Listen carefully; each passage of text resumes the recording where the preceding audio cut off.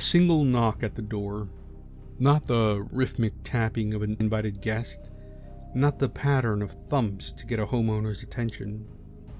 Just a single knock.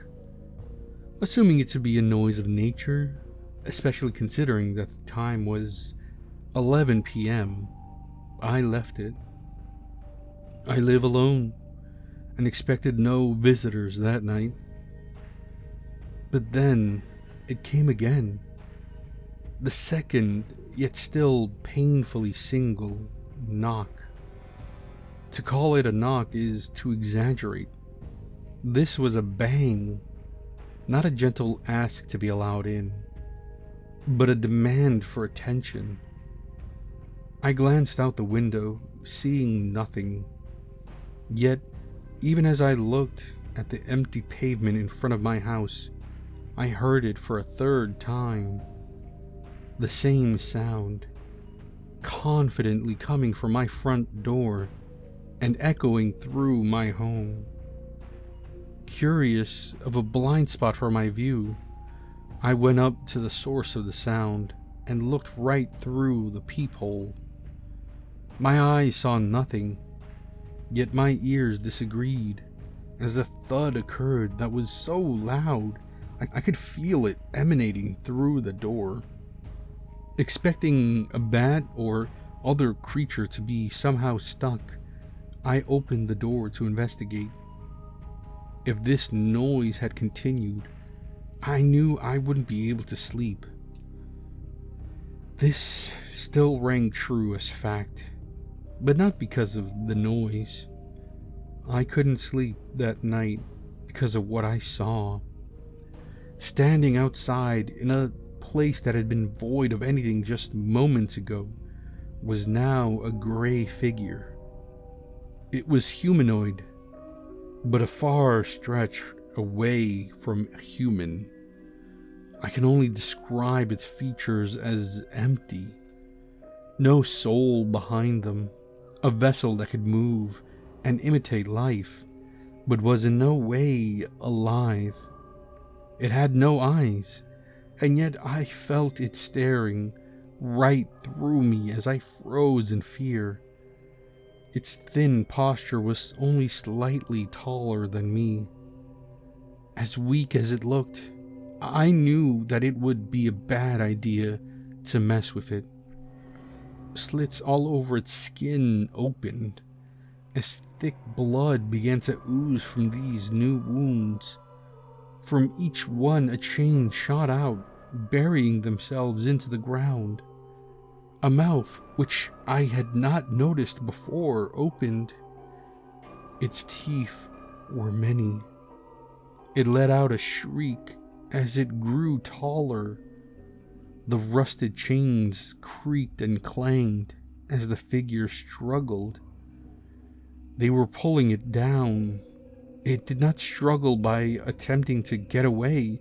Its growth seemed to be how it planned to escape. For every inch the chains pulled it down, it would grow 2 inches. It had become an immovable tower of fear. If reality does not truly exist, this thing is what makes me agree. It fed on the terror of those around it. It reached the size of my house, and the chains began to work twice as hard.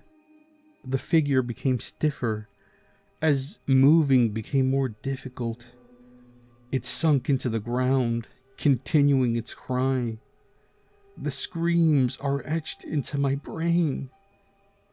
Soon, only its now stretched, disfigured head remained. Its growth had caused the head to distort, its inhuman screeching in my face before being totally dragged under. There I stood on the edge of the pitch black outside as the light from my hallway spilt out. No evidence of the horrors remained. Looking down the street, I could see only houses. Everything was quiet. Everything except my mind. I stood like that for a few moments. I didn't feel any presence of danger anymore. I felt numb. The terrors of mere seconds before contrasted heavily with the empty night before me. I couldn't shake off the feeling that if I hadn't opened the door, if I hadn't decided to look into the abyss of the night, the creature would have allowed itself into my home. The process of it being cast back into the underworld only began when I saw it. In a way, despite my fear running deep, I had still faced it. Perhaps I should look for the source of unknown noises more often. After all, what's scarier than that which you cannot find?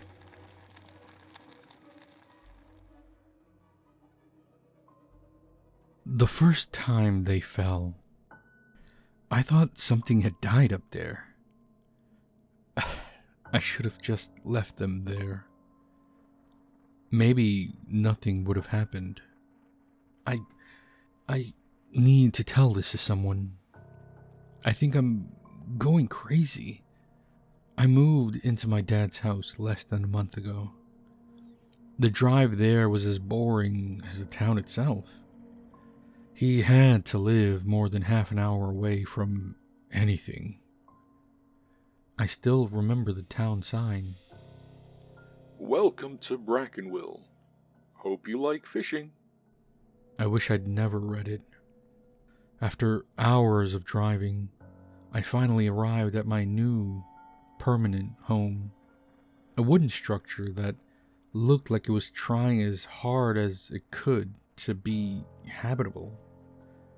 A 2-floor, mold-stained cube with a small dock stretching out toward the water for a one-man fishing boat. It felt like the house couldn't decide if it belonged on dirt or sand, pressed between a river on one side and dense, dark woods on the other. Everything drowned in a thick white fog. The boat wasn't there, and neither was my father. But I have to admit, he was trying, in his own way. Even if he was almost never home, I could tell he wanted things to be different. I felt it when I found the note stuck to the door. Hey Alex, I'm out fishing. Happy you're here. Second floor is all yours. I stepped inside, and it took less than a second for the smell of fish to fill my lungs. It took a while to get used to that. I went upstairs, expecting the same mess as the first floor. But it wasn't. It was clean, spotless. A wide open space with just enough room set aside for a bathroom.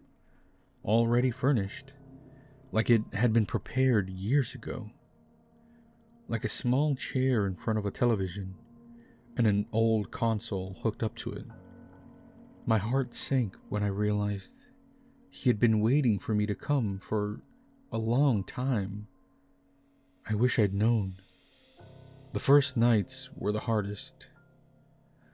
I was used to the sound of cars honking, people yelling at all hours, and suddenly there was just silence, broken from time to time by the river hitting either the house or the dock, and some animal scratching its claws somewhere in the vicinity.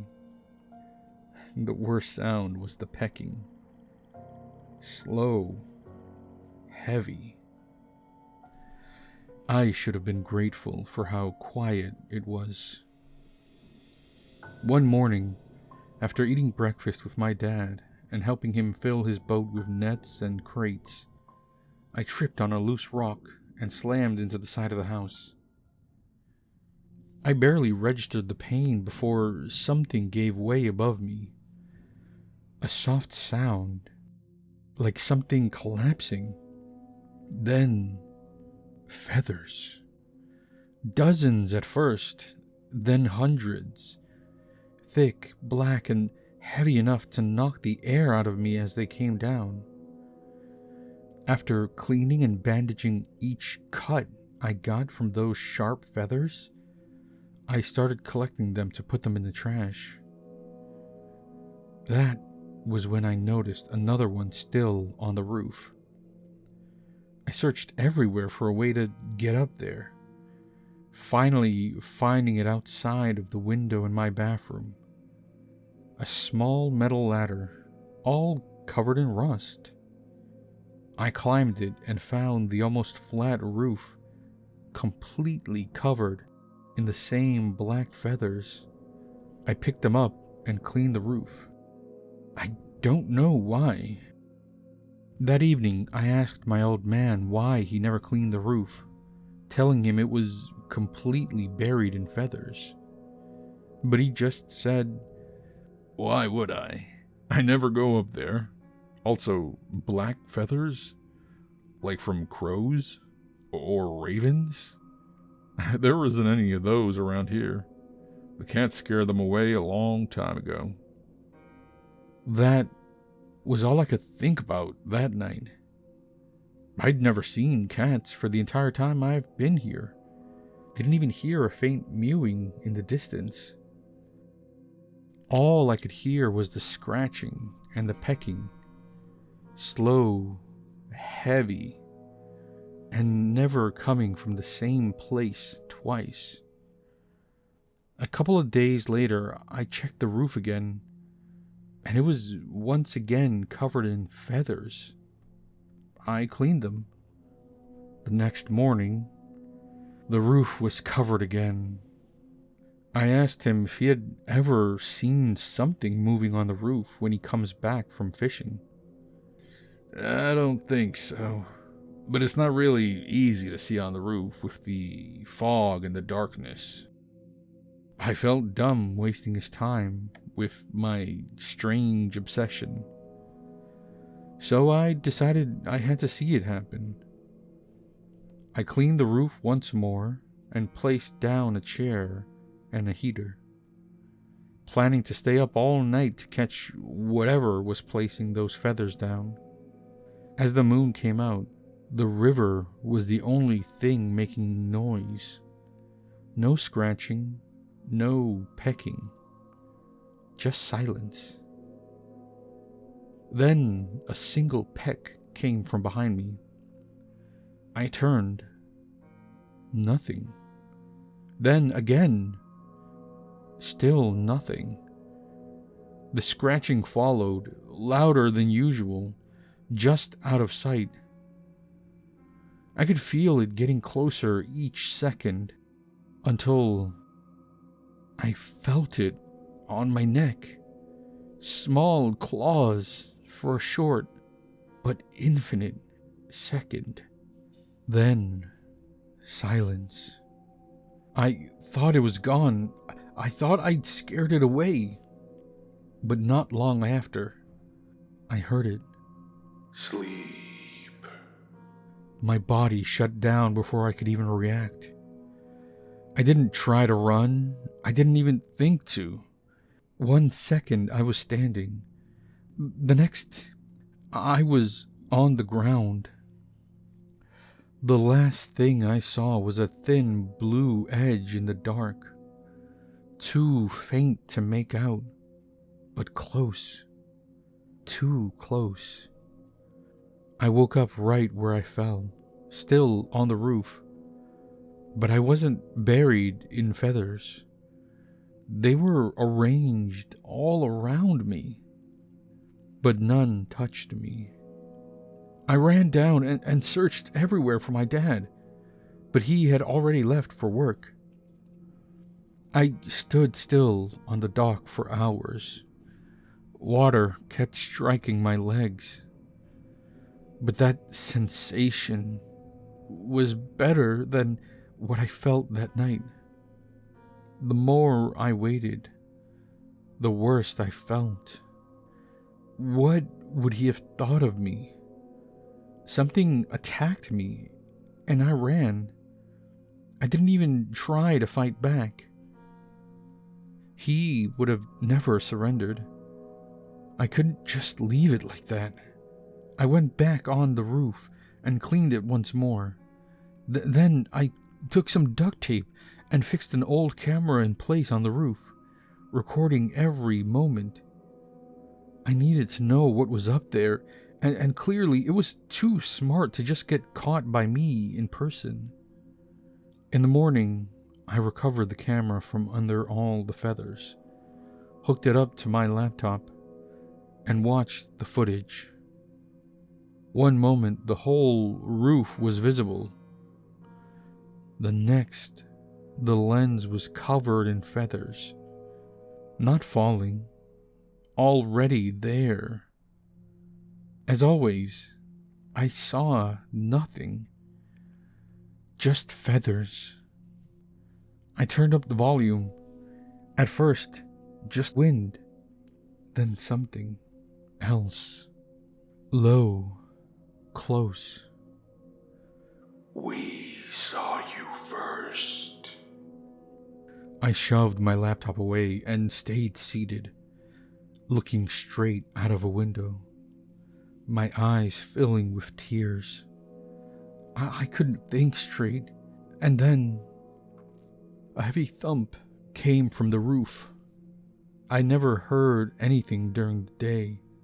Curiosity blinded me. I had to know. I went back to the roof and found something I still struggle to understand. It was wrong. Too tall, too black, crooked in ways it shouldn't be. Its eyes, they never left mine. I couldn't look away. I couldn't move. Its beak, too sharp. Its wings, not whole. Bent in places that didn't have joints. It didn't move. It didn't need to. That silence was unbearable. Even the wind didn't dare to touch it. I didn't scream or cry. It would have been useless. So I ran back inside. Finally, the silence ended as that thing screeched as loud as it could. I closed myself in the bathroom, hoping it would go away. But it didn't. Glass shattered, wood cracked, claws dragged across the floor. That's all I could hear, until it stopped again, its shadow filling the bathroom from under the door. Then those strange blue lights shined in my face as a raven came through my window. It perched on the sink, watching me, not blinking, not moving. Then, Sleep. my body fell again. I woke up a few minutes ago. I can't see them now. Not the raven, not the shadow. But I keep hearing noises coming from the ground floor. And I'm sure my dad isn't home. It's too soon. I'm scared to go look. I don't want to leave my bathroom. I'm not opening that door.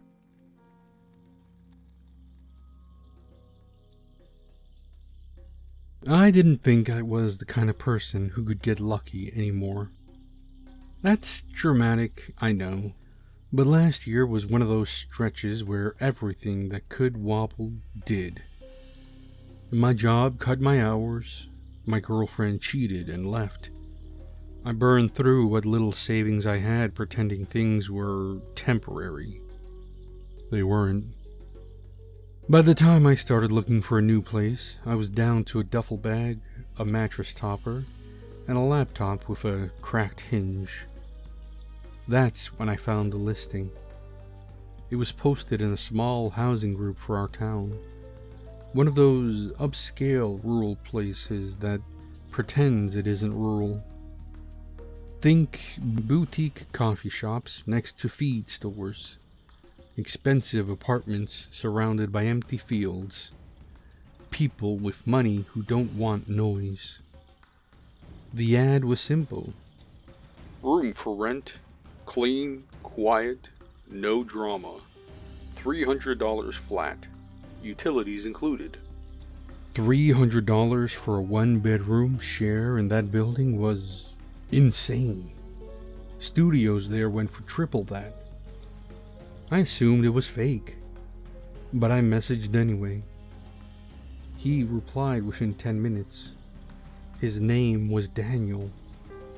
He said he owned the apartment, but traveled for work and preferred having someone around so the place didn't sit empty.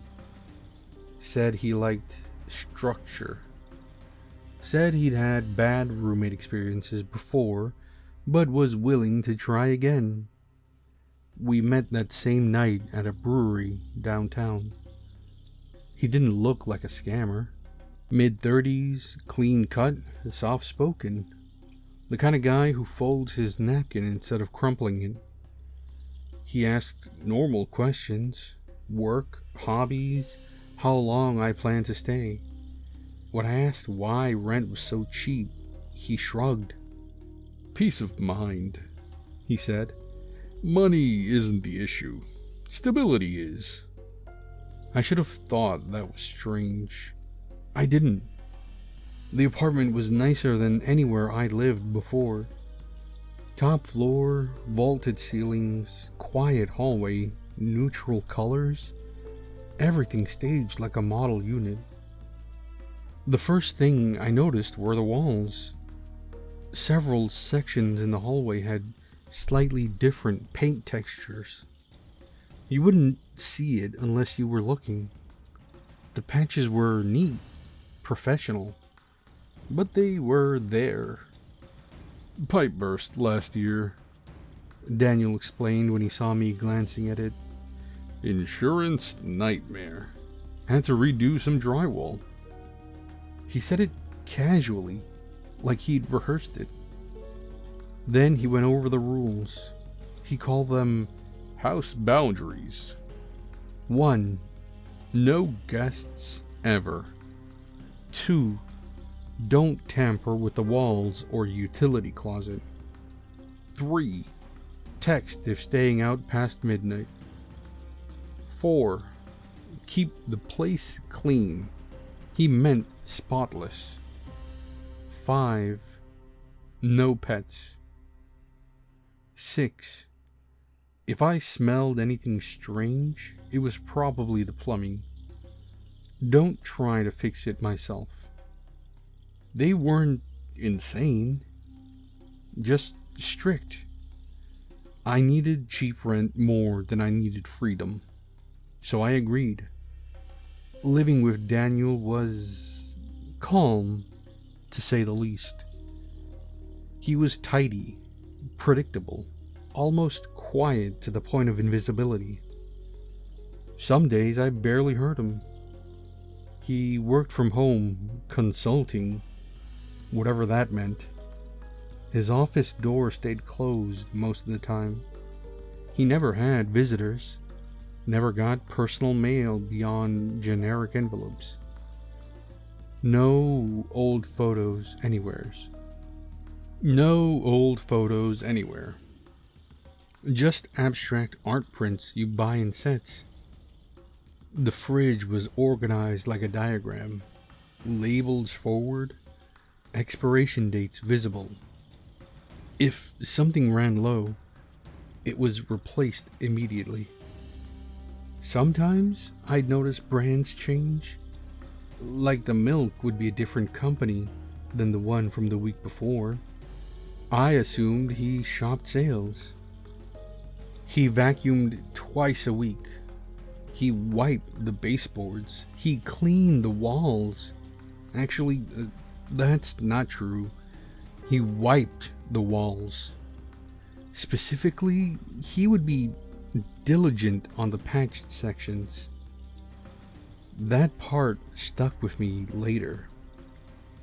At the time, I thought he was just one of those obsessiveness freaks, germaphobes even, or what my granddad would call one of them neatniks. I didn't break the guest rule for almost a month. Not because I respected it, because I didn't want to risk losing the place. But one night, I met a girl at a bar downtown. Her name was Mara. She had this silver ring on her right hand, turquoise stone, slightly chipped along the edge. I remember because she kept twisting it when she talked. She wasn't from town, just passing through for a few weeks for work. We hit it off. I told her I had roommates, but they were chill. That was the first lie. We went back to my place. I justified it to myself because Daniel was out doing whatever he did out late. When we walked in, she looked around and said, "This place is nice. Doesn't look like two guys live here." I laughed, said he was particular. We ordered food and flipped through streaming options. That's when we landed on a documentary. She and I bonded over our love for true crime, so it was a total pull that my Netflix account assisted. It was about an unidentified serial offender operating in upstate counties. The media called him The Vacancy Squatter. I remember joking that the title sounded like a rejected horror movie. The documentary said the killer targeted homes whose owners were on extended vacations. He'd break in, live there for weeks, sometimes months. The interior would remain almost untouched except for subtle differences. Groceries replaced with different brands. Furniture shifted by inches. New drywall patches discovered months later. The theory of this killer was he would aim for sex workers. For several women in different counties would go missing. Those disappearances weren't immediately linked at first. One homeowner never came back from a supposed trip. Authorities are still looking to find who this killer is. But the documentary was more of a speculative hit piece than any conclusive case. After it was over, Mara and I debated if all those killings, 8 is what they said, are really linked to one killer or just separate incidents. Mara nudged me. "Imagine watching this in a stranger's apartment," she said. I told her she was paranoid. She sat up and went to use the bathroom. A moment later, that's when I heard knocking coming from the hallway. I turned with a slight race in my heart to see she was tapping on the drywall with her tongue sticking out. Just playful. But then she asked after tapping it again. "Why does this sound hollow?" she said. I froze, remembering Daniel's rules. But oddly, it did sound hollow. Not like insulation, like empty space. Daniel's bedroom door opened. I'd never seen him move that fast. He stood there, face blank. Not angry, not confused. Just blank. "Who is this?" he asked calmly. I started apologizing immediately, saying I thought he was out and wouldn't hurt to bring someone over. Mara smiled awkwardly and said she was just heading to the bathroom. She walked down the hall. Daniel didn't take his eyes off me. For the first time, I noticed something different about them. They weren't cold. They were calculating. I don't like unpredictability, he said softly. it disrupts structure. I told him it wouldn't happen again. He nodded. It won't. He said with a straight glare. Then he went back into his room. She came back minutes later. Well, he's Mr. Sunshine, isn't he? She whispered. To shake the awkwardness, I recalled that she mentioned about her love for vintage items. I told her I had an old pocket watch, and told her I'll go grab it. She smiled and took a sip of her beer. I excused myself and headed to my room. It took me a while to find it, but after digging into my drawers, I found it. Returning to the living room, I froze midway in the hallway. She was gone. Her purse was gone from the counter, her jacket gone from the chair. I felt stupid first, then confused. I checked my phone. No messages. I walked into the living room. Daniel was sitting on the couch like nothing happened. She left, He said without looking at me. What? She said she needed to get rest, for she had work early in the morning. That didn't make sense. She didn't seem to... Dude, I'm going to be real with you. Don't think she wanted to tango with your mango, if you catch my drift. That was the longest sentence I heard from Daniel. Didn't think he was capable of it, honestly. But after he let out a sigh and shrug, he turned over to meet my gaze. Hey man, sorry for cock blocking. Some people avoid confrontation, so don't take this rejection too hard, buddy. I don't know why that embarrassed me, but it did. I texted her a couple times. No reply. I didn't know her last name. Didn't know where she was staying. By morning, I convinced myself she ghosted. It happens, right? About a week later, I started noticing a smell. I was gone for work, getting overtime hours for 2 graveyard shifts. But when I returned to the apartment, it hit me like a crude awakening. It wasn't constant, ever so faint, but noticeable when you walk in. Sweet, metallic. I assumed it was the trash, then plumbing, then maybe something dead in the walls, maybe a rodent. Daniel's demeanor changed too. He was a lot more joyous, if that even makes sense. He was happy to see me back and asked how work was. When I asked him about the smell, he said it was old pipes reacting to the humidity. He'd call maintenance. They'd look at it for him before. After I came home from another graveyard shift, the smell faded, then came back stronger. I noticed a new patch in the hallway. Fresh paint, perfectly blended. I didn't remember it being there. I figured that's where the source of the problem was. Strangest thing happened. A woman approached me outside my job. Mid-30s, tired eyes, holding a printed photograph. Do you live at the Riverstone building? She asked. I hesitated.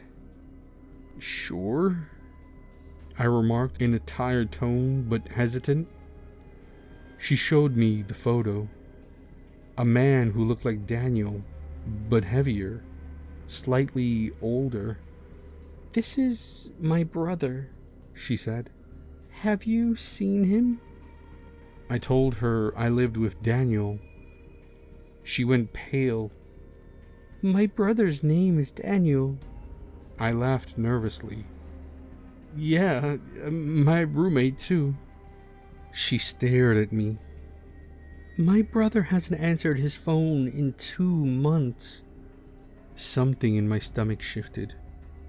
I told her she must be mistaken. She asked for the apartment number. I didn't give it. Girl, what? She begged me to ask Daniel to please reply to her. She misses him. That and something about their father is terminally ill. That night, I asked Daniel about it. He sighed like I'd annoyed him. Family drama, he said. My sister exaggerates. I've been distancing myself. He smiled gently. Don't let unstable people shake you.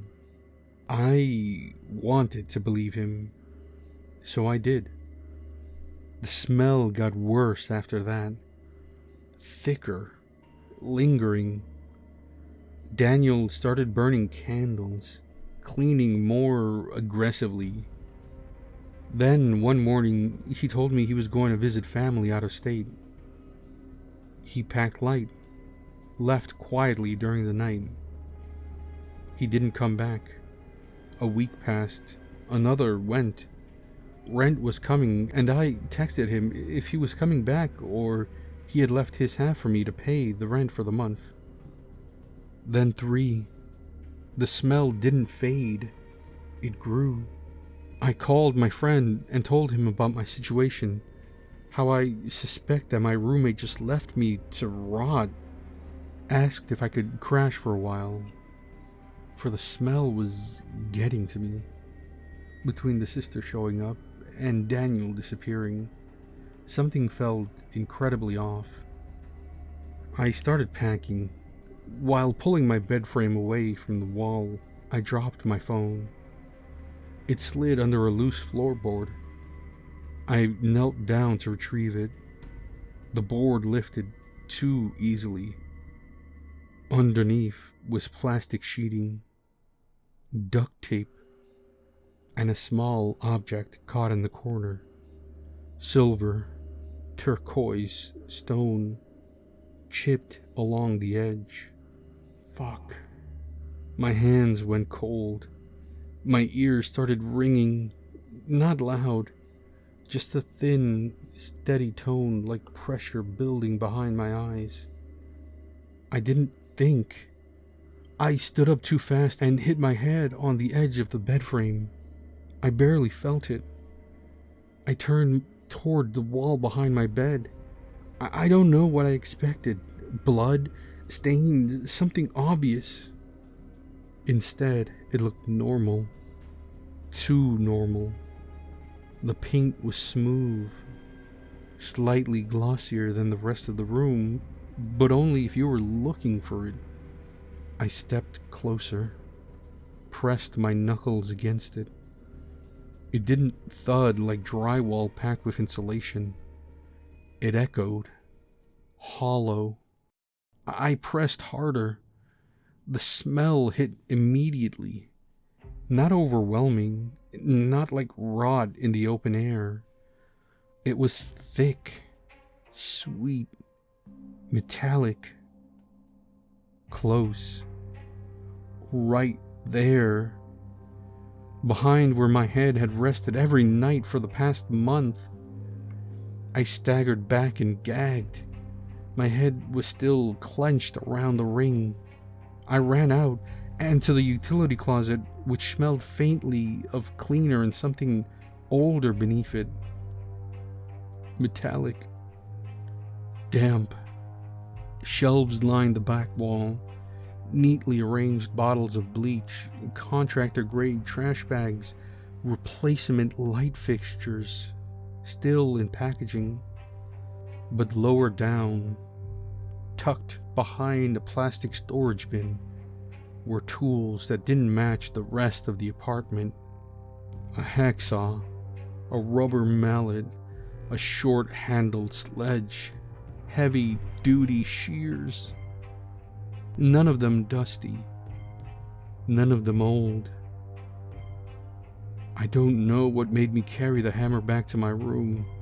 I told myself I just needed to look, just enough to prove I wasn't overthinking. The section of wall where Mara had tapped sounded wrong now that I was listening for it. Too hollow, too thin. The first hit barely dented it. The second cracked through the drywall with a dull snap. Dust drifted down onto my shoes. I widened the hole slowly, carefully, like I was afraid of waking something up. When the opening was big enough, I pulled out my phone and turned on the flashlight. The beam cut through insulation first, then plastic. Clear plastic wrap stretched tight against something behind it. For a second, I didn't understand what I was seeing. Then the plastic shifted slightly in the air from the hole I'd made, and an eye rolled toward the light. It wasn't wide, it wasn't blinking, it was just there, clouded, pressed against the inside of the wrap, looking back at me. I remember standing in the hallway waiting for police, staring at that hole in the wall and thinking about the documentary, about the hollow sound, about how she laughed when she knocked on it. It took them less than 10 minutes to arrive. I must have sounded hysterical over the phone, but they must have made out from my state of panic. "There's bodies in the walls." One of them knocked on the wall the way I had. The sound was wrong. They cut into it. The first slice of drywall fell inward like paper. The smell that came out made one of the officers turn away immediately. They found her first, folded carefully, wrapped in plastic, tucked into the cavity like insulation. Her hair still tied back the way it had been that night. The ring-sized indentation on her finger was empty. I didn't see much after that. They pulled me out into the hallway, sat me down, asked questions I could barely process. When they opened the other patched sections in the apartment, they found more. They concluded that there were 2 bodies total. One of them matched the man from the photo the woman had shown me outside my job. The real Daniel. He'd been there the longest. The cavity behind my bed was where she was placed. There were other patches in my room that they cut into. The insulation had been removed completely. The space was clean, measured precisely between the studs. No bodies were found, but something was found, lined with plastic already stapled into place, like it had been prepared. On the inner wooden beam, written in pencil in small, controlled handwriting, was one word: soon. I don't remember throwing up, but they told me I did. They asked how long I'd been living there, when I'd met him, whether I'd noticed anything unusual. I told them everything. The rules, the documentary, the sister, the smell, the milk brands changing. Every small detail that had felt meaningless until it wasn't. They believe he killed the real owner first. Took his ID, his bank access, his lease, his life. They think he rented the spare room to me to make it look legitimate, to help with bills, to have someone who could say, yeah, he lives there. An alibi with a toothbrush in the bathroom. They say predators like structure, routine, escalation. They think Mara disrupted something. Or maybe I did. He left before finishing. That's what one detective told me. Left before finishing. I moved out that same week. I didn't take much with me. Most of it went into evidence bags anyway. I don't stay in places long now. I don't mount things on walls. I don't push furniture flush against drywall. In hotels, I knock on the walls, just lightly, listening. Last week, there was an article online about a home 3 counties over. Owners returned from a 2-month vacation. Minor interior repairs noticed. Several women reported missing in the area. Investigators believe the subject may have unlawfully occupied the property for a short period. No arrests have been made. I don't read those articles all the way through anymore. I don't need to. They never caught him. He's still out there. And I was his roommate.